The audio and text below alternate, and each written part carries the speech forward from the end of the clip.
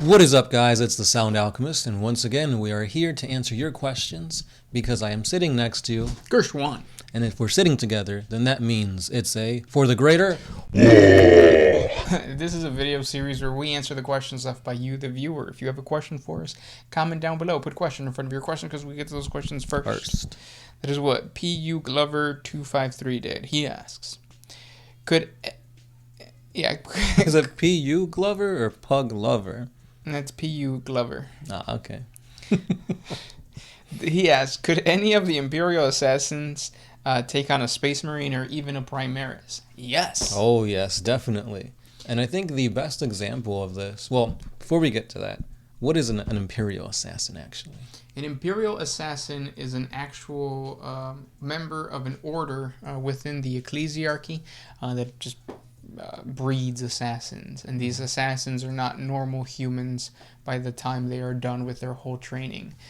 They have abilities to change their appearance to the point where they look like an orc if they really wanted to. Also, they have long lives.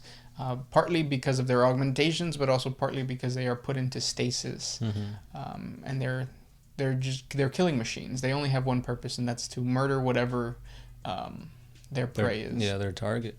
Currently, we've seen 4, I guess, subspecies of assassins. You've got the Calexis, which that's the psychic one, right?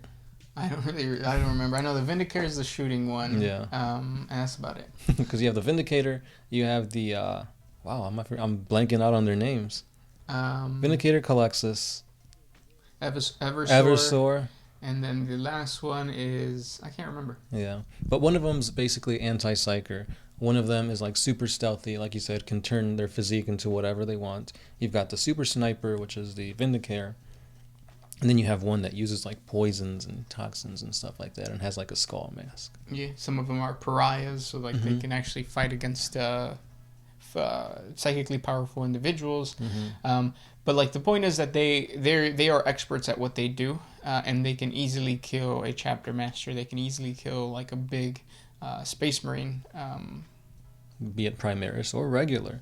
And what I was going to say earlier, the best example of this was that an assassin managed to infiltrate and presumably kill a Primarch, and that was Conrad Kurz. Yep. Now, it's up in the air if Kurz actually allowed this to happen, and if he didn't, like, would an assassin be able to do that? I still think so. Yeah, I mean, it depends on the situation. I definitely think it's possible. Remember, Horus was also almost going to get assassinated, but he was saved, or he saved himself, kind of. But yeah, like it's a possibility. Assassins represent a whole other aspect of warfare that Space Marines aren't really built for. Yeah. Unless you're like the Alpha Legion. Yeah, but even then, like you could only be so stealthily. Like there is no Alpha Legion that has the ability to like morph into other faces. Yeah. But yeah, I mean, there's been tons of like lore on them.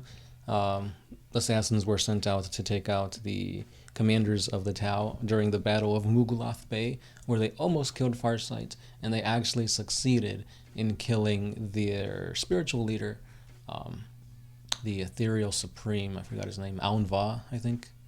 So they killed him, almost killed Farsight, and almost killed Shadowsun.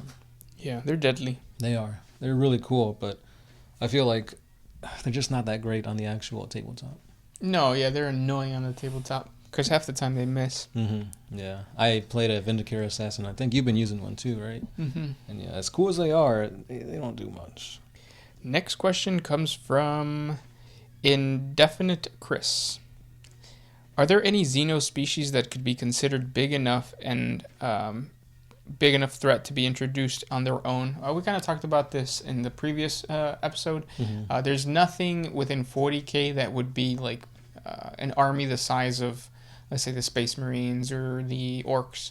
But you do have smaller possibilities, which is like the Rakghoul, the Squats. Those would play more like Eldar, where they seem to be more, or even, I guess, yeah, I would say like Eldar or Dark Eldar. where they're supposed to be more of a kill team-esque feels. Yeah. Skirmish gamers. Which is why a lot of those armies, those factions, are kind of displayed during the Black Fortress and Necromunda. Yep. Like the Zotes and that kind of stuff. So. Yep. Next question. This one is by Thomas Stingmore, or Stingamore, because there's an E in there. This is his last time that I'll try with this question. Orcs on a rattling world. Would the majority be grots and squigs, or would the gravity have any effect on them at all? No, they would just be like stronger to the gravity. Mm-hmm. Because the thing about orc biology is that they can survive even on an asteroid. And they're not their bodies aren't affected as much as you think, because it was all built into that. Yeah, orcs, no matter what planet they're on, no matter what their surroundings are, they're all pretty much the same thing. You don't see too much varying physiques or features from one planet of orcs to another. They're all kind of the same. Yeah, and that just shows you how great their anatomy and physiology is.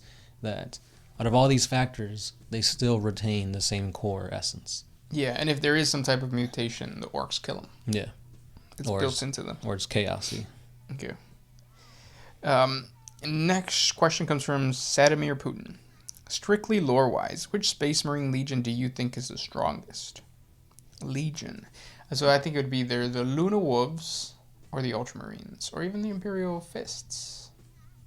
It depends on what point in... what did he say? No, he doesn't. No. I'd give it to the Luna Wolves.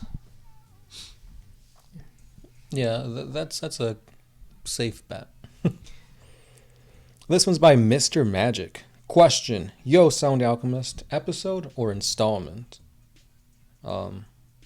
Installment? What's the difference between an episode and an installment? An episode, I don't know. It's the same thing. But really, though, what Xenos race would give the best head? I feel like we've answered this before. Yeah, it's a tough one because I can't remember what I said. Yeah, I can't remember what I said either. But I'm gonna lean towards the Eldari because they're the most human-like, and they're also like move faster and stuff like that. So the thing about Eldari or the Eldar is that their reproductive cycle is completely different than ours, where we can have a child like in 9 months. They take, more or less. Yeah, they take a long time to actually create the child. Does that mean that they have less sex then? Because if you look at pandas, because that's kind of the same problem that pandas have, pandas don't really like it's hard to get them to have sex. Yeah. So would an Eldar who has the sexual capacity of a panda be that great at giving head? I mean, they can learn. They live for such a long time. That might be one of their paths. But then that means you're getting head from a 300-year-old woman. Right, but she looks like she's 20. So age doesn't matter to you. It's all about appearance. Okay. I mean, this is when you're giving head, right? Who cares? Right. You could be a freaking Norn queen at that point. It don't matter. Don't matter. That'd be kind of gross, though. I feel like there'd be too many teeth. That's true. That's why I didn't pick the Tyranids. I would pick a Tau, because I feel like whenever you look at the Tau in concept art or fan art, they're always super thick, cause, Earthcast. So that gives you something to look at. But then also, for some reason, because they're blue, it makes me think of water, and it makes me think of malleable, nice, a fleshlight, basically. A mouth like a fleshlight. Do Tau have teeth? I hope not. They could always use their slit, right? I hope they have. I hope they have that thing that what is it? The sperm whales have. The blowhole? No, their teeth. Oh, or just one roll. big, yeah. Oh, yeah, like that. Next question. This one's by Scally Manga. You mentioned Bridget B a lot. Where did this obsession come from? Performance. Her performance is usually the best. Gets you there. Yeah. You heard it here, guys. Performance. You guys should check it out. It's no joke. Yeah. Next question. I have one in Spanish. Oh, damn, it's long. Oriel says, Oriel or Ariel? Because it's in Spanish, so you gotta pronounce it with that twang. I don't know. He says, how I see the both are a men of culture. So you see us as men of culture. Okay. He asks, ¿por qué el imperio siguen atascando tecnológicamente desde la lengua del emperor? No, leyenda del emperor. What does that mean? Why is the Imperium stuck, even if they had the Emperor's teachings? Okay. Yeah. So the problem happened when the Emperor was entombed. The Space Marines broke themselves off from El problema que pasó con los... Are you going to translate it? It's like you're going to be like the... hand sign people. Sign language interpreter in the back. So the problem was that after the Emperor was entombed into the Golden Throne, the Imperium was separated and humanity itself was corrupted. Like natural corruption. Like bureaucratic corruption, I guess you could say. And that contributed to the downfall. And also like all the different factions trying to beat each other out. The Adeptus Mechanicus wanted extra bits. The Ecclesiarchy wanted extra bits and all that kind of stuff. So ultimately you can say greed, hubris, humanity. The 7 deadly sins. Yeah. We did it. We did it to ourselves, which is what the Cabal theorized. They said if the Emperor wins and Horus doesn't, then they're just going to like make everything so chaotic that they're going to feed chaos and chaos is going to get stronger. But if Horus wins, he's going to bring death to humanity and weakening chaos, eventually bringing chaos to its end. Next question. This one's by Polished Pebble. What 40K aesthetic would you bring into the real world? The architecture. The whole gothic look. But that's already here. But more. Oh, okay. Like that's going to be the norm. Like you see people walking out with like robes and weird like gadgetries and stuff like that. We have like cathedrals everywhere and flying babies following you. I think flagellants. Isn't that what cells have? Like they got their ribosomes. I thought those were like the little. Yeah, their means of propulsion. Yeah. So if humans had that would be cool. So they would have like cybernetic ones though, obviously. That's cool. Kind of like a warpsmith or a tech priest. They have those little like. Because I've always thought that Spider-Man 2, I think it was, or Spider-Man 3, when Doc Ock like shows up and 2. Yeah. He shows up and he's just like. That was my favorite part too. Yeah, just walking. Did you know Joey Diaz was in that movie? Really? Yeah. Oh, I'll have to rewatch that. Next question. This one's by, how do you pronounce that? Leakin Munoz. What would happen if Trump became head of state in the Imperium of Man in 40K? He's like the perfect representation of an Imperial High Lord. Because of the fact that like he was born with a silver spoon in his mouth. He got power based on the stereotypical like us versus them, and that's what the Imperium is all about. It's always like us versus mutants, us versus Xenos. Yeah. And then also he doesn't really do much. Like you could tell, like he's making himself situated. But yeah. Yeah, because that's any High Lord, that's their main thing. Keep themselves in power and like F everybody else. Yeah, and that's what you're seeing nowadays. It's not about like, let's work together to solve something. It's like, I gotta defend myself because they're trying to kill me. Right. Yeah. Post office, who needs that? Yeah. Next question. This one's by John Smith. The most wholesome name ever. Wow. Are Imperator-class Titans shipped from planet to planet? And if yes, could you show us what that would look like in another episode? Please and thank you. Also, thank you for your time to making these videos. They are the most enjoyable, and I do appreciate all the new formats you guys are trying. Oh, thanks, man. That means a lot. I mean that sincere. It might not sound sincere, but it is sincere. To answer the question, though, yes, they have like, think of like the claw from Toy Story. Yeah. Like just, The claw machine. yeah, I guess in real life, right? Mm-hmm. And just pulls up the Titans. and, Yeah. These are like massive structures, and yeah, they basically get like flown in, dropped down, and yeah. The thing about 40K, what would you consider that?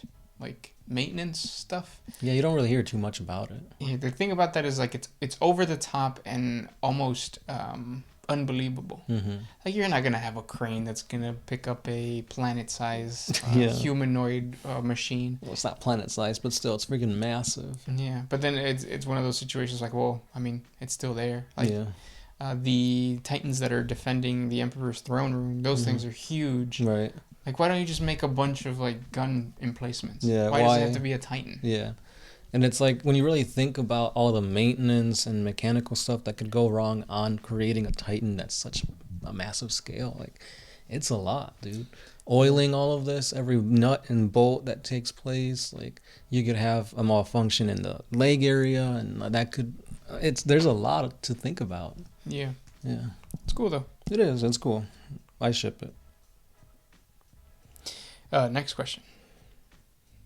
This one's by the Fool06. Can an exterminatus be survivable? Like one can hide inside a very, very special bunker with complete life support systems and so on? Yes. Really, because an exterminatus not only blows up the entire planet, but Yeah, so that's what happened at Calth. Because that's what the... that's true, I guess. Yeah, that's what the word bearers did. The thing about exterminatus is the most common type is they shoot out torpedoes that basically act as poison, turning biological things to gas. Right. And then they ignite that gas, It and blows up. that's like the huge explosion. Yeah, there's different types of exterminatus things. Cause isn't there one that like removes the ozone layer and all the radiation comes in? Yep. But all those things are things that, like, well, if you have an underground bunker system, you could survive, especially if it's like if it seals off gases, which it has to, because like there's weapons that do that, like normal weapons, not even like weapons of mass destruction, but just like simple flamers. Yeah. Yeah. And like, just thinking of something that could survive something like that, that's crazy. That's gonna be like super impenetrable. Like, Bunch of cockroaches. It's just made of cockroaches. Next question we're gonna get is: can a space marine recruit from cockroaches? I can see. What is that thing from World Breaker Hulk? What's his name? Meep or something? Meek. Meek, yeah, like that. Yeah, I would. Give them little Space Marine helmets. They don't need Space Marine helmets. They have their own armor. Yeah, it's called. Oh wait, those are just Tyranids. Those are Hive Guard. We're just describing Hive Guard. Next question. This one's by The Genius. Why are you guys not observing social distancing? We are. We're pretty far away apart from each other. There's like a gap where I can go like this. You think germs are gonna survive this? Yeah. It's all editing. We're actually 6 feet apart. Yeah. But it just looks like we're it's far apart. Yeah. But yeah, it is sad. It is.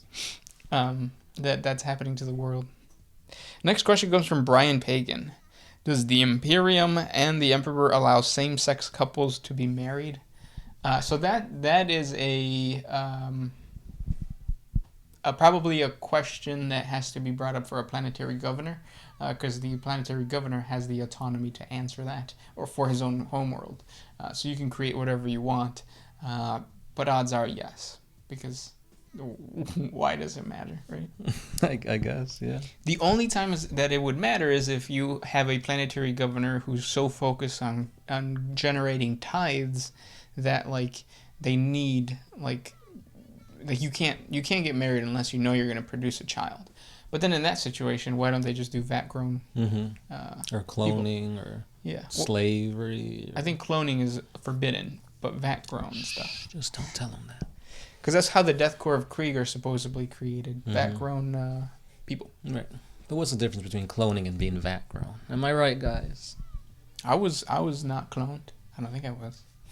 That's exactly what a cloned person would say. Next question.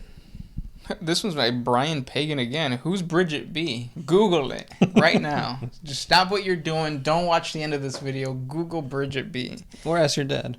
Yeah. And if you don't have a dad, never mind. Next question. Ask my dad. Oh, we did this one already. I have one from Simon Chirps. Ooh. Is there any lore on what the Emperor was like in pre-30K? Yeah. So the Emperor had the ability to just change himself. So he took on many forms. His standard form is just like a long black-haired cool ass. Yeah. So think of what's his name? The Superman. Henry Cavill, Yeah, but with like long hair. but not Witcher long hair, like black, and yeah, Better maintained. better maintained. Yeah. Because I feel like the Witcher's hair is kind of gross looking, but it's supposed to be, right? Mm-hmm. He's a traveling warrior Yeah. / demon. Is he a demon? No, I mean he drinks that little thing, Which prevents him from being a demon? which makes him demon-like. Oh, I thought they weren't like born normally. I thought that's what the whole Witcher Yeah. thing is. Yeah. Okay. But yeah, so think of that. But he's also taken on the form of like an old man, a woman, a child, things like that. Mm-hmm. And it's all because of his psychic abilities. That's chingon. Those are the questions for today. If you guys have more questions for us, please comment down below. We enjoy talking to you guys in the comment section and in these videos. That's it. Yeah, that's all we got. Keep them coming, guys. And as always, this is the Sound Alchemist, Here's one. and we are out of here.